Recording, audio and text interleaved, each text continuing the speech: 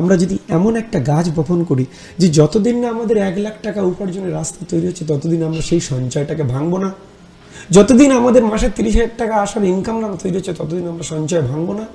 তাহলে আমরা এমন একটা সঞ্চয় তৈরি করবো যে সঞ্চয় একটা সময় পরে আমার পরিবারকে না চাইলেও মাসে মাসে বেতনের মতো একটা টাকা আসবে। তাহলে আমরা কি পারি না যে কোনো একটা সঞ্চয় যদি আমাদের আজকে থেকে 10 বছর পরে 15 বছর পরে আপনার মাসে মাসে একটা টাকা দেয়, তাহলে সেই সঞ্চয়টা কি আমাদের করা উচিত না? আমরা কি কেউ করছি? প্রশ্ন করুন নিজেকে।